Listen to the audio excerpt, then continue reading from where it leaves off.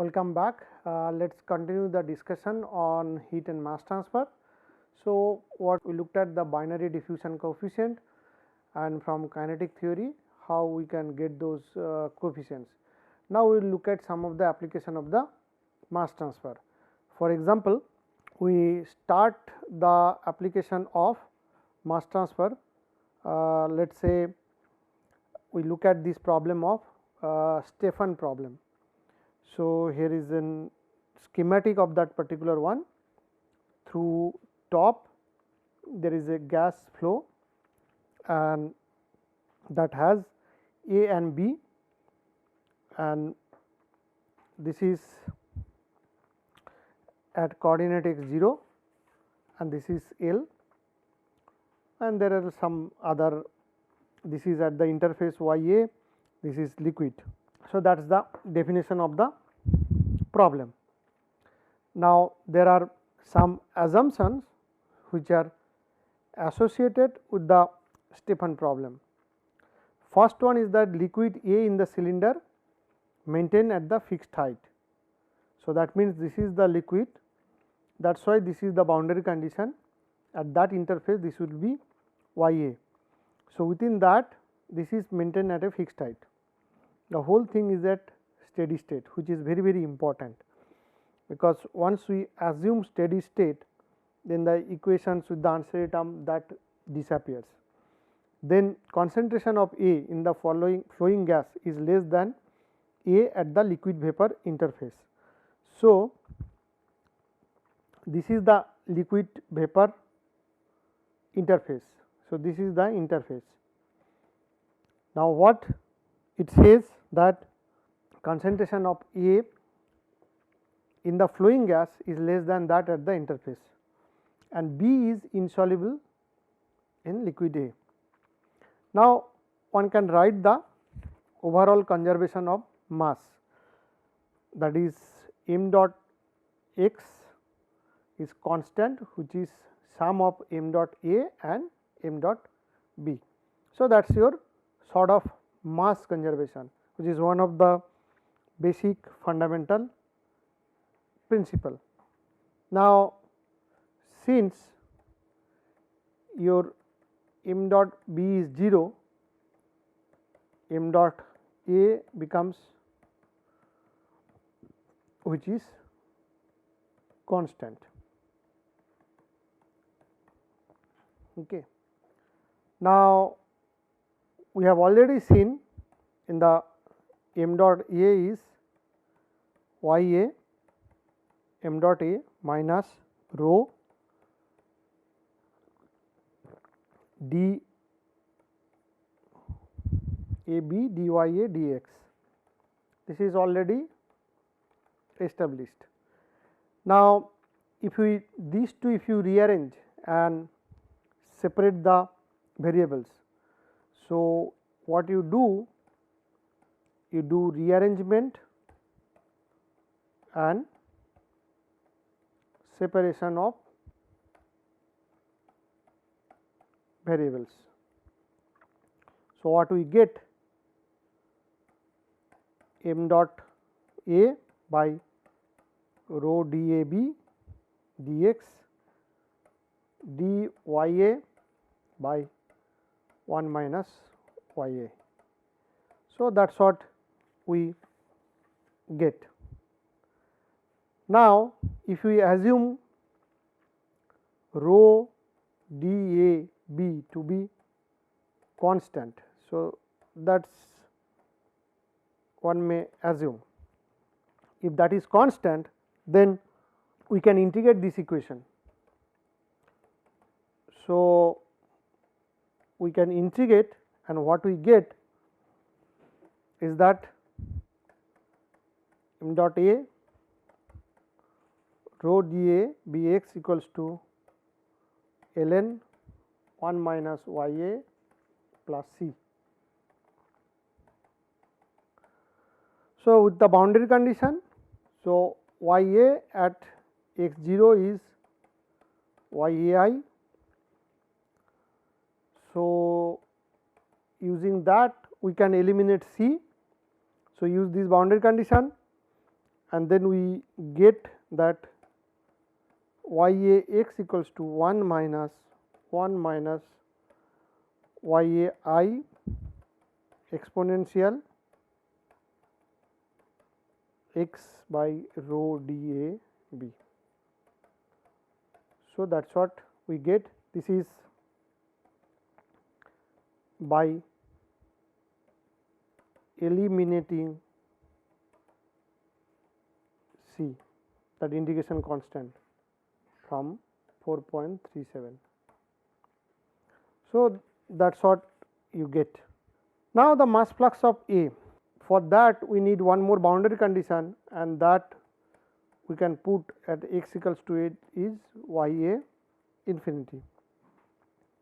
So, once you put this in previous equation, we get m dot a equals to rho d a b by L ln 1 minus y a 1 minus y a I, which is 4.40. This is clearly shows you that mass flux is proportional to rho d and inversely proportional to L. So, this is what we get regarding the mass flux. Now, what happens at the liquid vapor interface? So, we need to look at that, because that is an situation where both liquid and vapor they are there. So, one is the saturation pressure. So, P A I would be P saturation of that liquid. Now, we can correlate the partial pressure to mole fraction and mass fraction.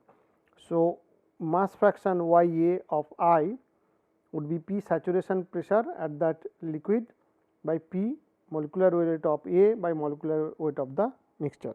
So, to find out this guy Y A I, we need to know the interface temperature. So, for that we need some boundary condition. Now, in crossing the liquid vapor boundary, so we look at the continuity of the temperature. So, this is temperature of the liquid at x 0 minus would be temperature of the vapor at 0 plus is T 0. So, this is what we get, and also at that point, that means that interface point which we talk about, this is the interface point that we are talking. So, energy is conserved at that interface. So, heat transfer, so this is the situation, this is the interface, this is vapor, this is liquid. So, the heat transfer from the gas to the liquid, that is Q G I, some of these heats the liquid go to liquid and rest will basically use to get the phase change. So, Q G minus Q I L is m dot it is a difference of vapor enthalpy. So, m dot H F G. So, one can find out that Q dot net is nothing but the change in enthalpy with the mass flow rate at that interface. So, if there are droplet at that interface, how that evaporates. So, this is a droplet where the evaporating droplet, this is in the radial direction, that is radius of surface radius R s, and this is y a infinity, and this is how y and r will vary. So, there would be some assumption associated with that. First assumption is that the evaporation process is quasi steady, is number 1.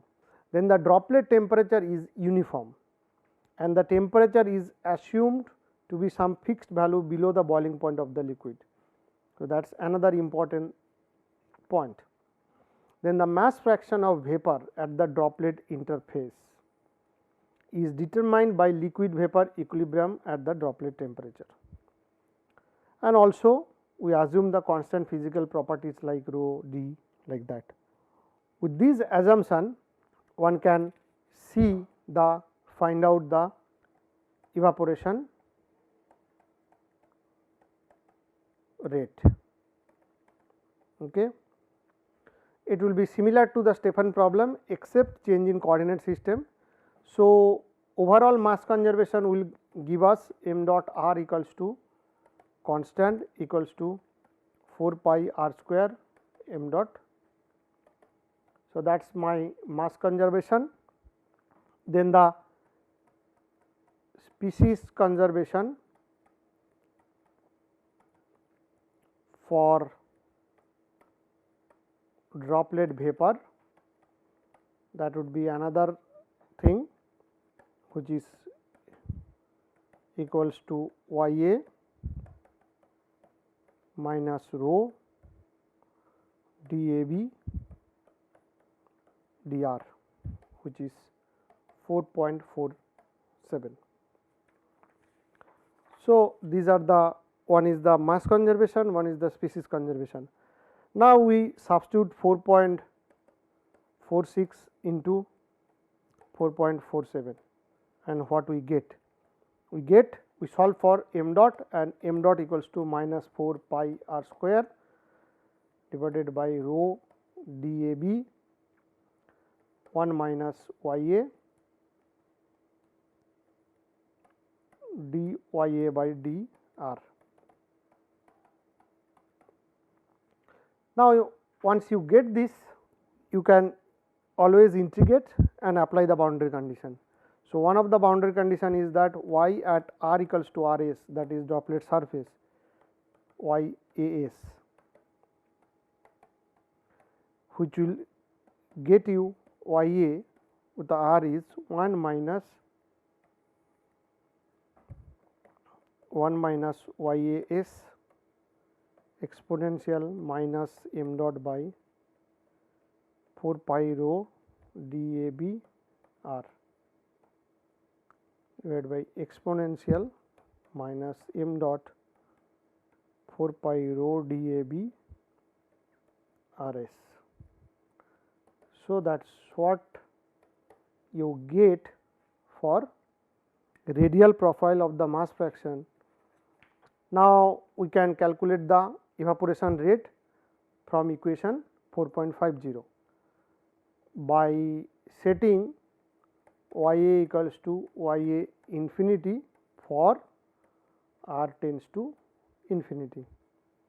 So, then we can get m dot equals to 4 pi r s rho d a b ln 1 minus y a infinity 1 minus y a s. So, this is 51. So, in this equation one can define the dimensionless transfer number. So, the dimensionless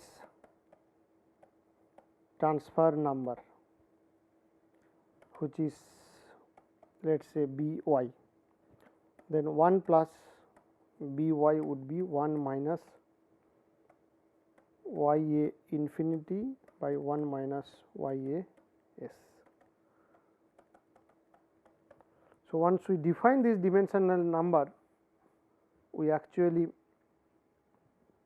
can write it in a slightly different form, that b y equals to y a s minus y a infinity 1 minus y a s. So, that will lead to calculate the evaporation rate. So, the evaporation rate one can find out, which will get you m dot equals to 4 pi r s rho d a b ln 1 plus b y. Now, droplet mass conservation. So, that is also another thing. So, to look at that, the droplet mass conservation, we get d m d by dt equals to minus m dot. So, that is what you get, where m d is given as rho liquid into volume rho L pi d cube by 6. So, that is 4.55. So, that is what you get, and here d is the diameter and V is the volume. These are for that droplet. Now, once we get this, substitute this 4.55 and 53 into 54 and differentiating, you get d d t by dt minus 4 rho d a b rho L d 1 plus b y. So, this is more commonly expressed in term of d square and then d.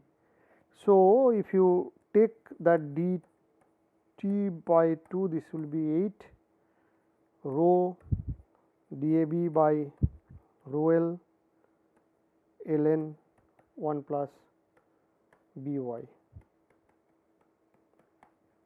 So, this one will tell us the, actually it will tell us the time derivative of the square of the droplet. So, this is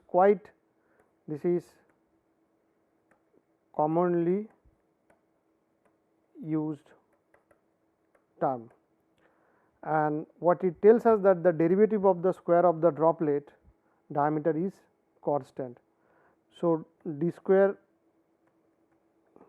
vary with t time with a slope that is equal to the right hand side of the this particular equation, and that slope would be, essentially the slope is the evaporation constant, which is k. Then the k is 8 rho d a b by rho L 1 plus p y. Now, once you have this, one can find out the droplet evaporation time, and so essentially if you look at the previous expression, so that boils down to d square by dt equals to now minus k. Now, if you integrate this, this would be d naught square to d square equals to minus 0 to k dt, which will get you T d equals to d square by k. And if you change the limits to get more general relationship to provide the general expression for variation of the d, so this will get you d square with time equals to d naught square minus k t. This is more generic expression, and this is commonly known as, referred as this one d2 law for droplet evaporation, which is in two phase flow, which is a very common or very well known equation, d2 law, and that is how you get the droplet evaporation, which is varying with that. And what you see here is the d square law for droplet evaporation, and that is the y axis, and this is time, and that is the slope what you get. So, this is well known d2 law that you get.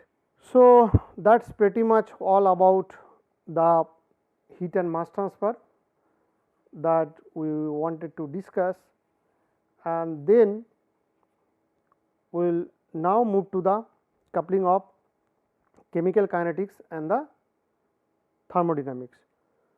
So, the idea of this is that we will now talk about some of the fundamental properties here, like adiabatic flame temperature. So, we talked, but we never seen how we evaluate the adiabatic flame temperature, and then we can have equilibrium composition of the products, that is also an important thing, and then finally, the knowledge of chemical rate processes which is required. So, the whole idea is that how we couple thermodynamics with the chemical rate process, because we have looked at the kinetics, we have looked at the basics of the thermodynamics. Now, we want to couple that thing up. So, we can follow the system temperature and the various species concentration as a function of time, and then we can see how system moves from reactant to products. To do that, we can choose some simple system to deal with, and then finally, the interrelationship among thermodynamics and kinetics and fluid mechanics that can be established. So, that is the whole idea around that we will keep our discussion. Now, to do that, we will consider 4 type of idealized reactors. So, one is the constant pressure fixed mass reactor, that is one thing that we will consider first. So, these are the all simple idealistic situation which we consider to demonstrate the coupling between kinetics and the thermodynamics. Then the constant volume fixed mass reactor, that is the second one that we will choose and continue the discussion. Third one would be well stirred reactor, and the fourth one would be plug flow reactor. So, in this thing, the first 3 here, they are perfectly mixed and homogeneous in composition, and the fourth one, perfect mixedness in radial direction, mixing and diffusion are ignored in the axial direction. So, once we define that system, that will actually tell us how. So, this is the constant fixed mass reactor. Here, as we said, the perfectly mixed and homogeneous reaction. So, T will be function of time, concentration will be function of time, volume is concentration of, because it is a constant pressure system. Now, the second one is the constant volume. So, pressure will vary with time, concentration will vary with time, temperature will vary with time. So, this is also perfectly mixed and homogeneous reaction which will take place here.